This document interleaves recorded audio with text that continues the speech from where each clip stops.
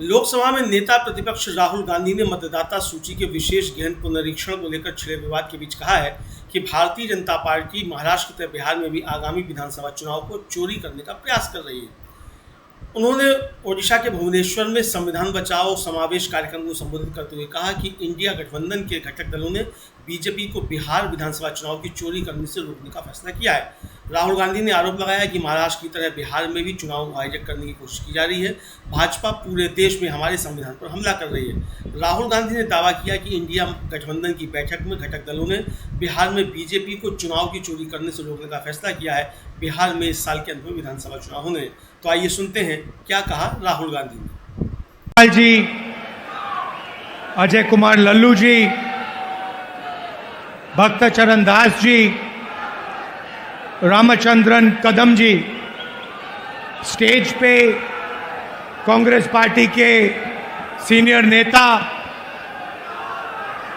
और हमारे कांग्रेस पार्टी के उड़ीसा के प्यारे कार्यकर्ता भाइयों और बहनों, प्रेस के हमारे मित्रों, आप सबका यहाँ बहुत बहुत स्वागत। आप दूर दूर से गर्मी में हमारी बात सुनने आए, इसके लिए आपको मैं दिल से धन्यवाद करना चाहता हूँ।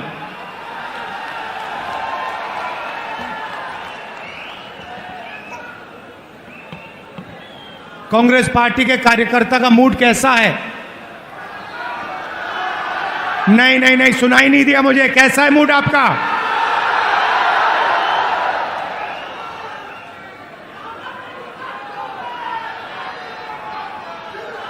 आप लोग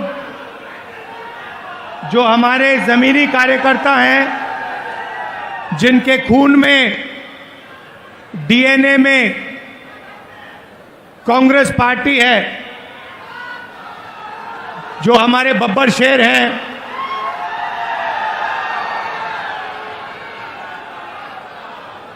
आप उड़ीसा की जो जनता है उनकी रक्षा करते हो। उड़ीसा की सरकार का सिर्फ एक काम है, उड़ीसा का जो धन है उसको उड़ीसा की गरीब जनता से चोरी करने का काम है। आपकी सरकार सिर्फ यही करती है। पहले बीजेडी की सरकार ये करती आई, अब बीजेपी की सरकार यही काम कर रही है। एक तरफ उड़ीसा की गरीब जनता, दलित, आदिवासी, पिछड़ा वर्ग, कमजोर लोग, किसान, मजदूर, और दूसरी तरफ 5-6 अरबपति और बीजेपी की सरकार। ये लड़ाई हो रही है और इस लड़ाई में कांग्रेस पार्टी का कार्यकर्ता जो है वही इस लड़ाई को उड़ीसा के, वही इस लड़ाई को उड़ीसा की जनता के साथ मिलकर जीत सकता है और कोई नहीं जीत सकता है। भाइयों और बहनों, बीजेपी पूरे देश में संविधान पर आक्रमण कर रही है।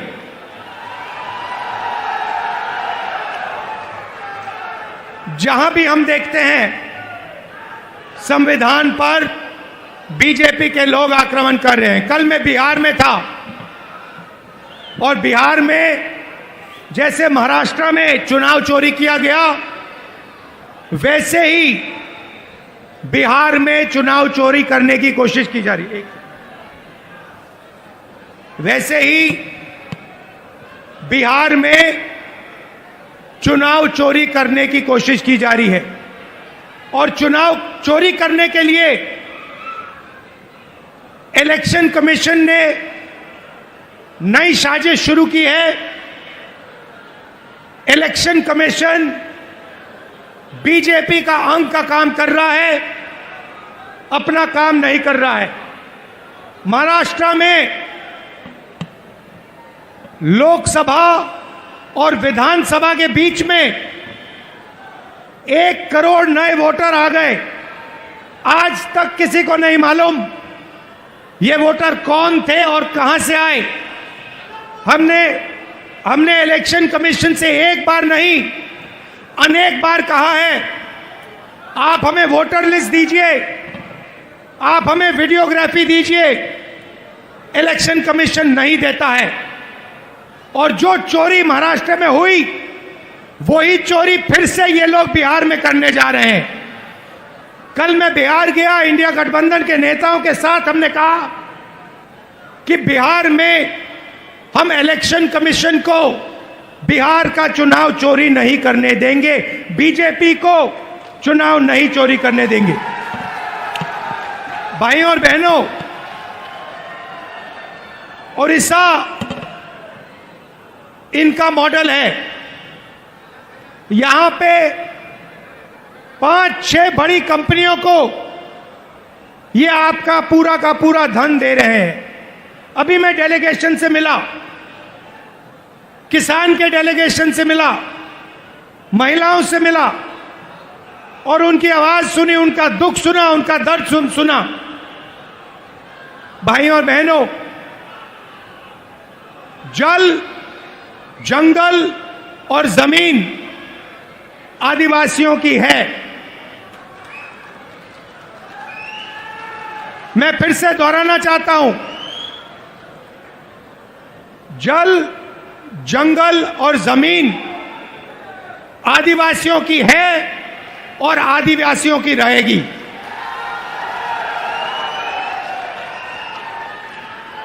यहां पे आदिवासियों को बिना पूछे जमीन से हटा दिया जाता है, पैसा कानून लागू नहीं किया जाता है, आदिवासियों को पट्टा नहीं दिया जाता है।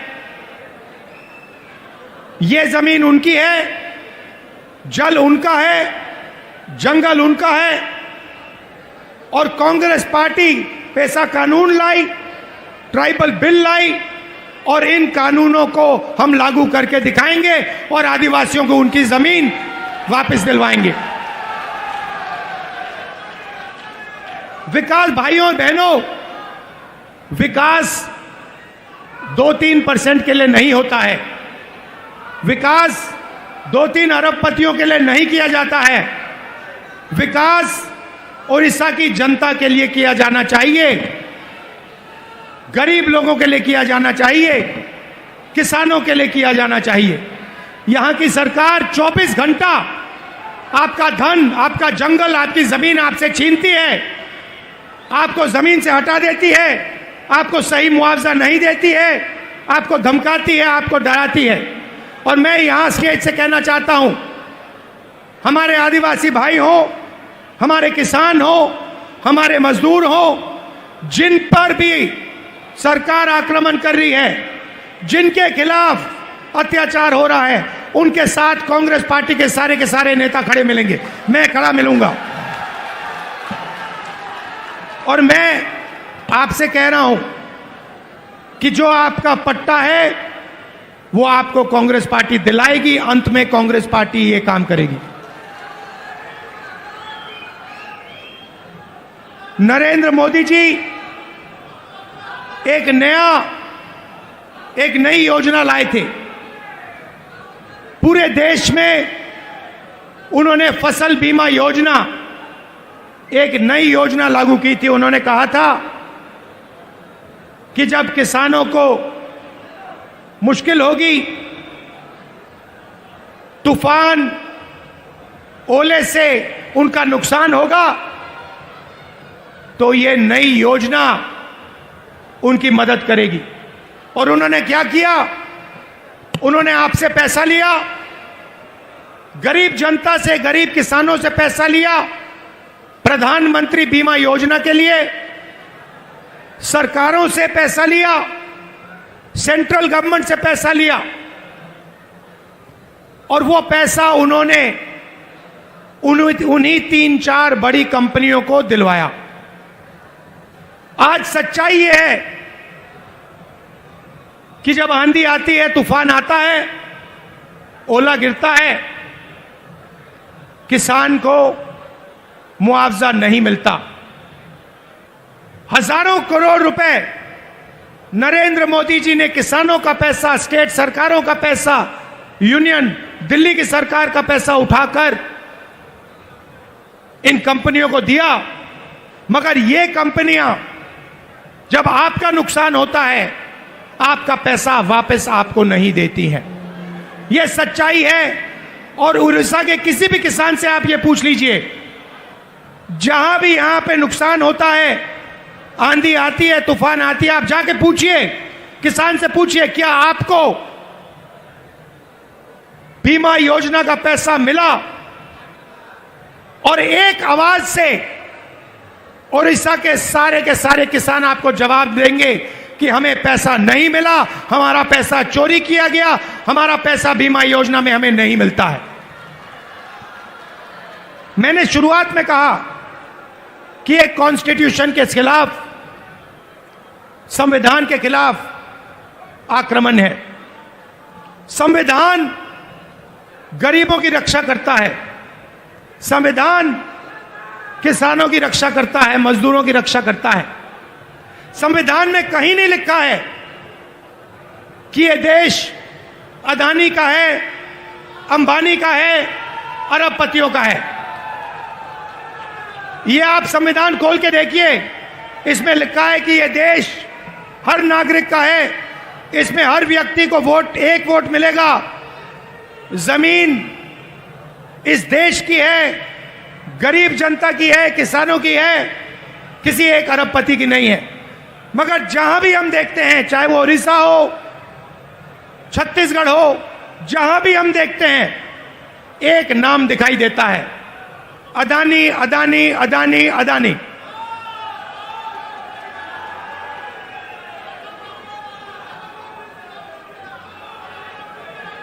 मतलब अदानी जी उड़ीसा की सरकार चलाते हैं, अदानी नरेंद्र मोदी को चलाता है। और जब उड़ीसा में जगन्नाथ यात्रा निकलती है, आप सोचिए, रथ निकलता है, जगन्नाथ यात्रा का रथ निकलता है, लाखों लोग उसको देखते हैं, उसके पीछे चलते हैं, और फिर एक ड्रामा होता है, रथ को अदानी जी और उनके परिवार के लिए रोका जाता है। इससे आपको उड़ीसा की सरकार के बारे में सब कुछ समझ आ जाएगा। यह उड़ीसा की सरकार नहीं है, यह आपकी सरकार नहीं है, यह अदानी जैसे 5-6 अरबपतियों की सरकार है। और इसका लक्ष्य आपकी जमीन, आपका जंगल, आपके भविष्य को चोरी करने का है। मैं आपसे पूछना चाहता हूं, आपकी सरकार ने उड़ीसा के युवाओं के लिए कितना रोजगार पैदा किया है? ये जो बड़ी बड़ी इंडस्ट्रीज आती हैं, बड़ी बड़ी जो कंपनियां आती हैं, आपकी जमीन ले जाती हैं, आपका धन ले जाती हैं, आपकी जो नेचुरल वेल्थ ले जाती हैं। मैं आपसे पूछना चाहता हूं, ये आपके कितने लोगों को रोजगार देती है? आप मुझे बताओ। आपका रोजगार खत्म करती हैं, छोटे बिजनेसेस को, छोटी कंपनियों को, स्मॉल मीडियम बिजनेसेस को खत्म करती हैं, और फिर आपकी जमीन, आपका धन, आपका जंगल, आपका जल उठा के ले जाती हैं। और एक नई बात शुरू हुई है उड़ीसा में 40,000 से ज्यादा महिलाएं गायब हो गई हैं। आज तक नहीं मालूम कि ये महिलाएं कहां गई। महिलाओं के खिलाफ हर रोज यहां अत्याचार होता है, रेप होता है, बलात्कार होता है। हर रोज उड़ीसा में 15 महिलाओं का बलात्कार होता है, और आपकी सरकार को कुछ लेना देना नहीं। आपकी सरकार सिर्फ 24 घंटे आपका खून चूसती है, आपकी जमीन छीनती है। ना उनको महिलाओं से कुछ लेना देना, ना उनको रोजगार दिलवाना है, ना उनको युवाओं से कुछ लेना देना है।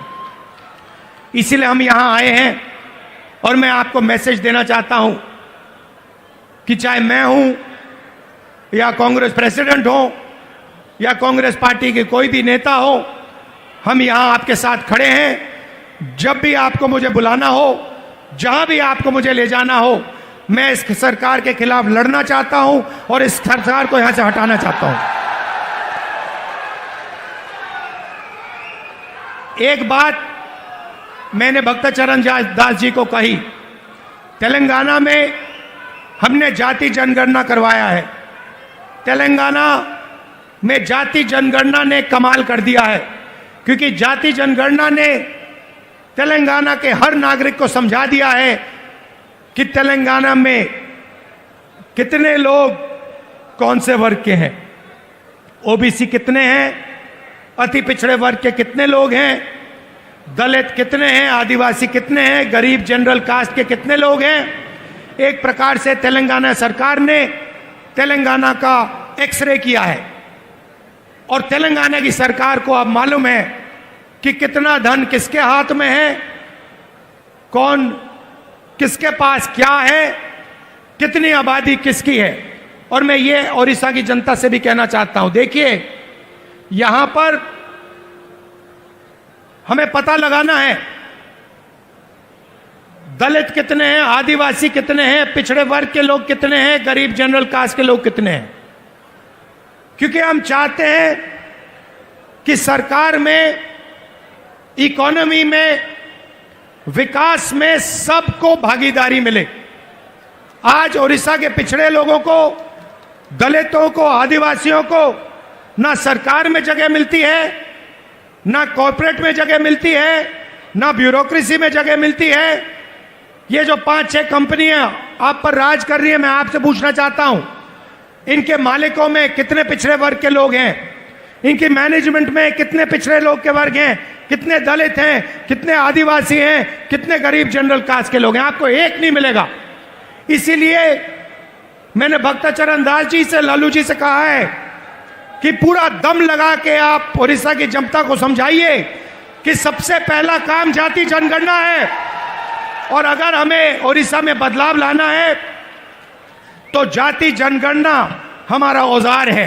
क्योंकि जाति जनगणना से दलितों को, पिछड़ों को, आदिवासियों को, गरीब जनरल कास्ट के लोगों को अपनी सच्ची शक्ति समझ आएगी। और जिस दिन इनको अपनी सच्ची शक्ति समझ आ गई, उस दिन ये सरकार को गिरा के फेंक देंगे। भाइयों और बहनों, आखिरी बात मैं कहना चाहता हूं, बीजेपी की सरकार ने ड्राइवर्स एसोसिएशन और यूनियन से पर पूरा दबाव डाला कि वो इस मीटिंग का समर्थन नहीं किए।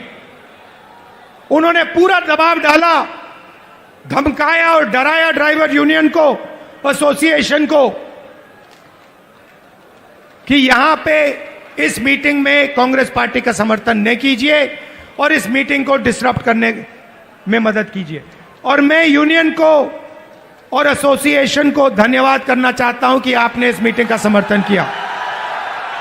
और मैं इस स्टेज से कहना चाहता हूं कि सरकार को ड्राइवर एसोसिएशन और यूनियन की आवाज सुननी चाहिए और जो उनकी जेन्युइन डिमांड है उन्हें पूरा करना चाहिए। एक बार फिर मैं आप सबका दिल से धन्यवाद करना चाहता हूं। आप यहां आए, इतनी गर्मी में आए और आपने इतनी प्यार से मेरी बात सुनी। कांग्रेस पार्टी के कार्यकर्ता से कहना चाहता हूं, देखो आप लोग बब्बर शेर हो, आपको किसी से नहीं डरना है। आप टाइगर हो, आपको किसी से नहीं डरना है। आप आगे बढ़ो, आपके खून में कांग्रेस पार्टी की विचारधारा है, गांधी जी की विचारधारा है, संविधान की विचारधारा है। जाओ, लड़ो और इस सरकार को बदलो। धन्यवाद, नमस्कार, जय हिंद। धन्यवाद। अब मैं